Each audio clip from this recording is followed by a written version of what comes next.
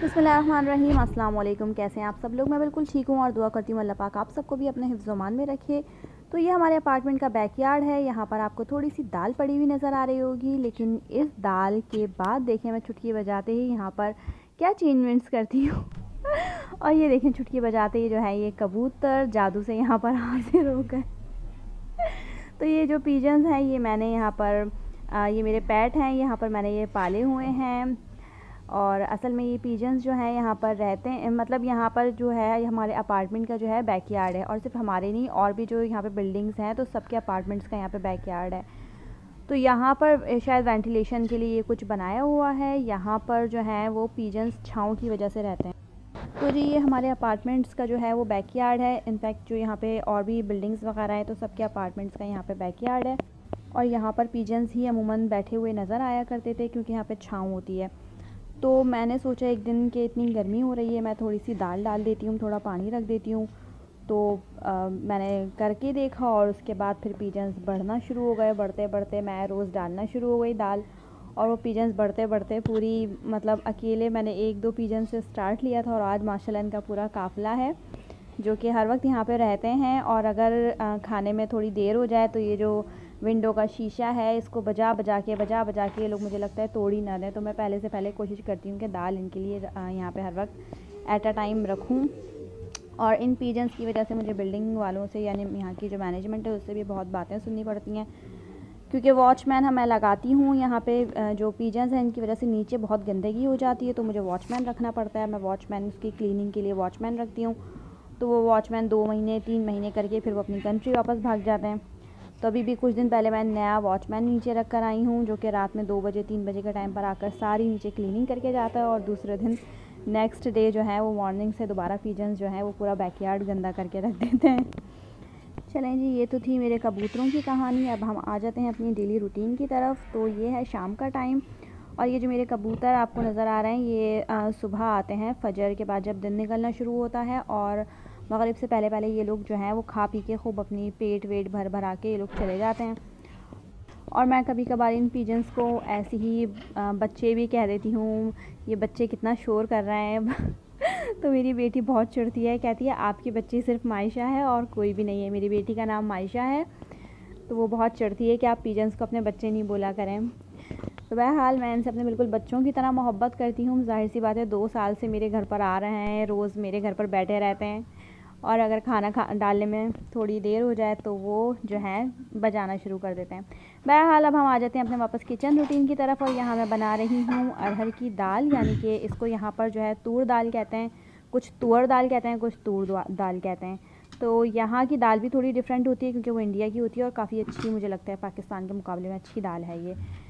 तो इस दाल को मैंने लिया है और दाल में मैंने डाल दी है 1 प्याज, और साथ में डाले हैं मैंने 2 टमाटर। साथ में मैं डाल दूँगी इसमें रेड चिली पाउडर 1 चमचा भर के, और मैं डाल दूँगी इसमें दाल है तो हल्दी, तो मैं इसमें डाल दूँगी आधा टेबल स्पून भर के मैं इसमें डालूँगी हल्दी।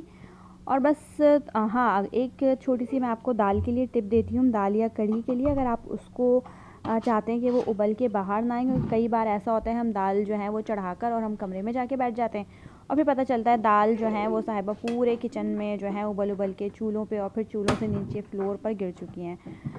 तो उसके लिए आप अगर दाल को इसी टाइम पर आप अगर इसमें थोड़ा सा ऑयल भी ऐड कर दें तो वो दाल कभी भी उबल के बाहर नहीं आएगी।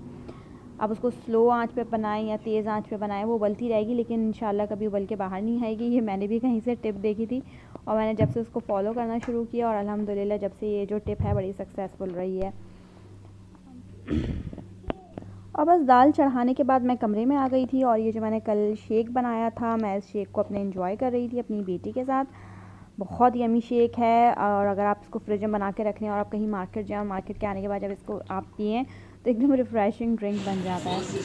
अच्छा, तो ये मैंने आपको शादी की शॉपिंग जैसे कि मैंने आपको बताया था कि मैं आपको दिखाऊंगी। तो ये मेरी बहन गई थी इम्तियाज़ और वहाँ पे कुछ उनको ज्वेलरी वगैरह ख़रीदी थी मेरी भाभी के लिए, तो उसने थोड़ी सी वीडियो मेरे लिए बना के मुझे सेंड करी है कि किस टाइप की ज्वेलरी कराची में चल रही है इस वक्त। कराची या इन है किस भी तरह की ज्वेलरी, और इम्तियाज़ में बहुत बेहतरीन, थोड़ी सी एक्सपेंसिव होती है, थोड़ी नहीं थोड़ी ज़्यादा ही शायद एक्सपेंसिव होती है मार्केट के मुकाबले में, लेकिन यहाँ की ज्वेलरी कभी भी काली नहीं पड़ती है। बहुत वैरायटी और बहुत ज़बरदस्त ज्वेलरी होती है।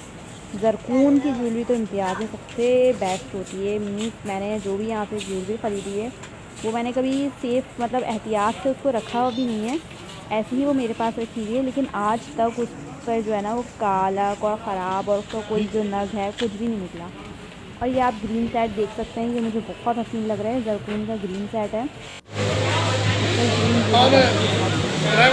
थोड़ी सी वीडियो में दिखाना पा रही थी उसकी भेजी थी यहाँ पर, तो हम देख में जो तमाम ज्वेलरी थी, तो मैंने उसको बोला कि तुम मुझे यहाँ की ज़्यादा वीडियो बना के भेजना।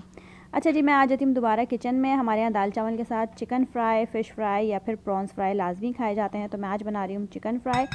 ये चिकन फ्राई बेसिकली मुझे सिखाई है मेरे इंडियन पड़ोसियों ने। आए इसकी रेसिपी देखते हैं। तो मैंने लिया है एक बर्तन में अदरक लहसुन 1 चमचा और तकरीबन हाफ़ केजी चिकन है मेरे पास।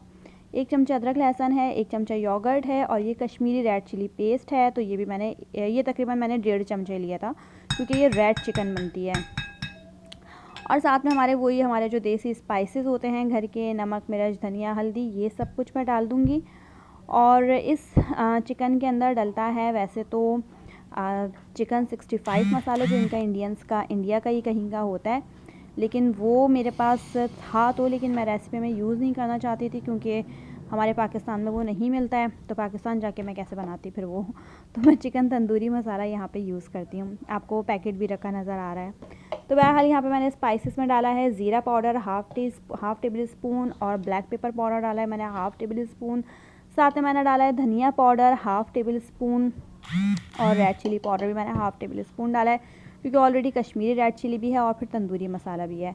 तो ये सब कुछ इतना मसाला इनफ रहेगा। और ये हाफ़ केजी चिकन है, हाफ़ केजी से थोड़ी ज़्यादा ही चिकन है। और साथ में मैं डाल दूँगी इसके अंदर तंदूरी मसाला, जो कि मैंने डाला था 1 टेबल स्पून फुल भर के, ताकि थोड़ा सा चटपटी सी ये चिकन बने।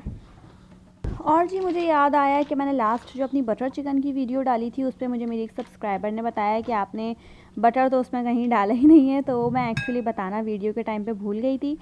तो उसमें बटर जो है, आप जिस तरीके से दाल में तड़का लगाते हैं तो उस तरीके से बटर को आप मेल्ट करके और फिर चिकन जब तैयार हो जाए तो फिर आप बटर को तड़के की तरह उसमें डालकर और उसको कवर करके रख दें ताकि बटर की खुशबू जो है, अरोमा जो है, उसको वो बाहर ना निकले, तो फिर वो बटर चिकन कहलाती है। तो मैं भूल गई थी बताना। अच्छा, यहाँ मैंने चिकन के अंदर जो है आप चाहें तो 1 लेमन ले लें, काफ़ी बड़े साइज़ का था, तो ये हाफ़ लेमन इनफ था और ये काफ़ी जूसी भी था। तो ये लाइम है, आप चाहें तो लेमन ले लें जो भी अवेलेबल हो, तो ये लेमन भी इम्पॉर्टेंट होता है। अच्छा, अब ये है कॉर्नफ्लावर। तो कॉर्नफ्लावर इसमें पड़ता है बहुत ज़्यादा क्योंकि चिकन फ्राई होती है और चिकन फ्राई थोड़ी सी क्रिस्पी ही अच्छी लगती है। और पहले तो मैं इस मसाले के अंदर, अच्छा, अगर आप लोग चाहें तो इस मसाले को थोड़ा ज़्यादा क्वांटिटी में बना के इसको फ्रीज़र करके रख सकते हैं। जब आपको पता चले कोई गेस्ट आ रहा है या कुछ पकाने का आपने ऐसा बना लिया है जो बच्चे ज़्यादा शौक से नहीं खाते, तो आप इस मसाले को निकालें, चिकन निकालें, 2 स्पून हाफ़ केजी चिकन में मसाला डालें और फिर उसको आप आधे घंटे के लिए मैरिनेट करके रख दें। और फिर बच्चों को जो भी खाना बनाया उसके साथ चिकन भी साथ में खिलाएं, तो बच्चे, आई एम डैम श्योर कि बच्चे वो खाना बड़े शौक से खा लेंगे क्योंकि चिकन बहुत टेस्टी बनती है। तो मैंने इसमें जो है, वैसे तो मैंने अंदाजे से कॉर्नफ्लावर डाला था क्योंकि मुझे थोड़ा थिक करना था ये मसाला, तो आप भी अंदाजे से डाल के इतना डालने कि ये मसाला आपका थोड़ा थिक हो जाए।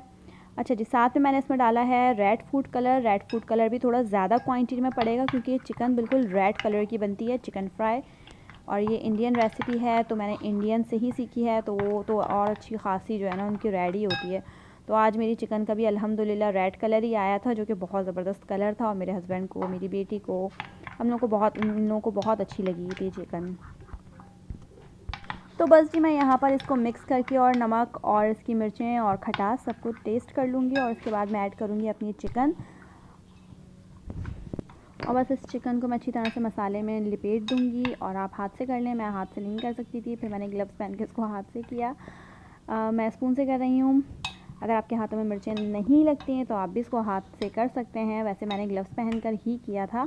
असल में मैं भूल गई थी कि चिकन के साइज़ थोड़ा छोटा करते हैं ताकि फ्राई होने में आसानी रहे और छोटी छोटी बोटियाँ थोड़ी अच्छी क्रिस्पी रहें। अच्छा, ये चिकन जो है वो हड्डी वाली ही अच्छी बनेगी, ऐसा नहीं है कि बोनलेस की आप बना लें। बोनलेस में ये टेस्ट कभी भी नहीं आएगा क्योंकि हड्डी वाली जो चिकन होती है उसका टेस्ट अलग होता है और बोनलेस जो होती है उसका टेस्ट अलग होता है। तो आप हड्डी वाली चिकन यूज़ करें ताकि टेस्ट आपको सेम ऐसे ही मिले जैसा मेरा टेस्ट आया था। मेरा टेस्ट कैसे आया था ये आपको कैसे पता लेकिन यकीन जाने ये बहुत मज़ेदार बनती है।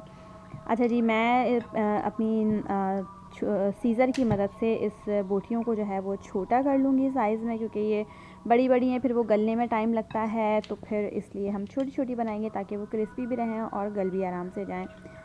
तो यहाँ मैं लेकर आ गई थी सीज़र, और सीज़र की मदद से अब मैं इनको कर दूँगी छोटा। और मेरी सीज़र हो गई थी काफ़ी पुरानी, तो उसका जो है उसके अंदर दम ही नहीं था, उसके अंदर जान ही नहीं थी, तो मुझे काटने में थोड़ी सी मेहनत लगी, लेकिन अल्हम्दुलिल्लाह कट गई और कटी गई। और फिर इसको आधे घंटे मैरिनेशन के लिए रख दिया था, और आधे घंटे बाद मैंने कुकिंग ऑयल को कर लिया था गरम। साथ में मैंने डाला था हाफ़ के जी चिकन है, इसमें 1 टेबल स्पून मैंने भर के 1 टेबल स्पून से थोड़ा सा कम मैंने लिया था इसमें बेसन, और उसके बाद मैंने डाला था इसमें कॉर्नफ्लावर। कॉर्नफ्लावर भले थोड़ा ज़्यादा पड़ जाए, लेकिन बेसन बहुत ज़्यादा ना होना चाहिए और बहुत कम भी नहीं होना चाहिए।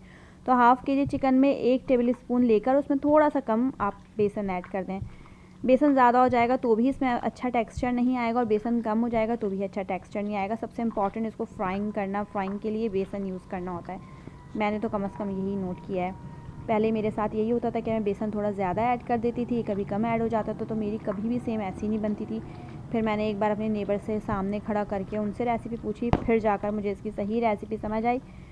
तो बहरहाल अब मैं इसको अच्छी तरीके से मिक्स कर लूँगी, और मैरिनेट हो चुके हैं ये आधा घंटा इनफ रहता है, बाकी आप चाहें तो ओवरनाइट कर।